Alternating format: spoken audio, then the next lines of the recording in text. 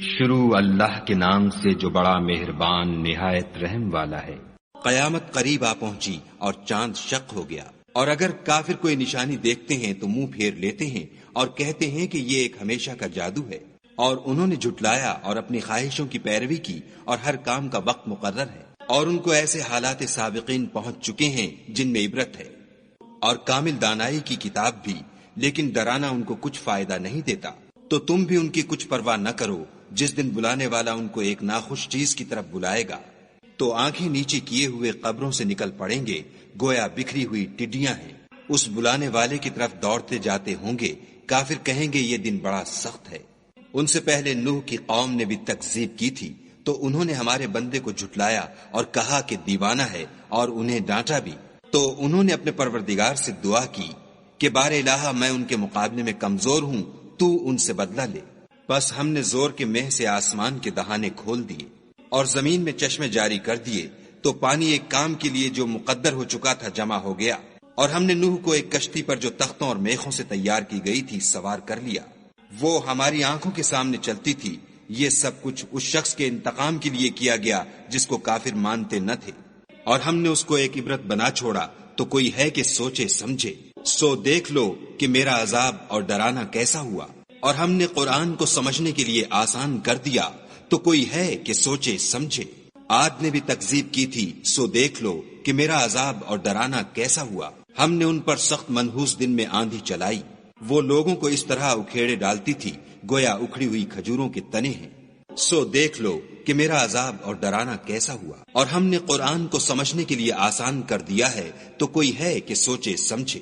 سمود نے بھی ہدایت کرنے والوں کو جھٹلایا اور کہا کہ بھلا ایک آدمی جو ہم میں سے ہے ہم اس کی پیروی کریں، یوں ہو تو ہم گمراہی اور دیوانگی میں پڑ گئے۔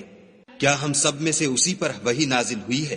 نہیں، بلکہ جھوٹا خود پسند ہے۔ ان کو کل ہی معلوم ہو جائے گا کہ کون جھوٹا خود پسند ہے۔ اے صالح، ہم ان کی آزمائش کے لیے اونٹنی بھیجنے والے ہیں، تو تم ان کو دیکھتے رہو اور صبر کرو، اور ان کو آگاہ کر دو کہ ان میں پانی کی باری مقرر کر دی گئی ہے، ہر باری والے کو اپنی باری پر آنا چاہیے۔ تو ان لوگوں نے اپنے رفیق کو بلایا اور اس نے اونٹنی کو پکڑ کر اس کی کونچیں کاٹ ڈالی۔ سو دیکھ لو کہ میرا عذاب اور ڈرانا کیسا ہوا۔ ہم نے ان پر عذاب کے لیے ایک چیخ بھیجی، تو وہ ایسے ہو گئے جیسے باڑ والے کی سوکھی اور ٹوٹی ہوئی باڑ۔ اور ہم نے قرآن کو سمجھنے کے لیے آسان کر دیا ہے، تو کوئی ہے کہ سوچے سمجھے۔ لوط کی قوم نے بھی ڈر سنانے والوں کو جھٹلایا تھا، تو ہم نے ان پر کنکر بھری ہوا چلائی، مگر لوط کے گھر والے کہ ہم نے ان کو پچھلی رات ہی سے بچا لیا۔ اپنے فضل سے شکر کرنے والے کو ہم ایسا ہی بدلہ دیا کرتے ہیں۔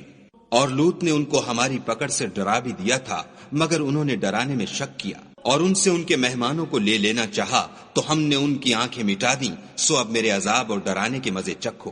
اور ان پر صبح سویرے ہی اٹل عذاب آ نازل ہوا، تو اب میرے عذاب اور ڈرانے کے مزے چکھو۔ اور ہم نے قرآن کو سمجھنے کے لیے آسان کر دیا ہے، تو کوئی ہے کہ سوچے سمجھے۔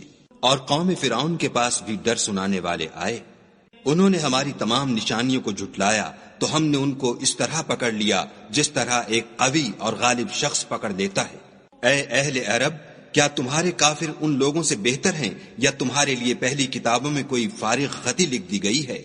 کیا یہ لوگ کہتے ہیں کہ ہماری جماعت بڑی مضبوط ہے؟ ان قریب یہ جماعت شکست کھائے گی، اور یہ لوگ پیٹھ پھیر پھیر کر بھاگ جائیں گے۔ ان کے وعدے کا وقت تو قیامت ہے، اور قیامت بڑی سخت اور بہت تلخ ہے۔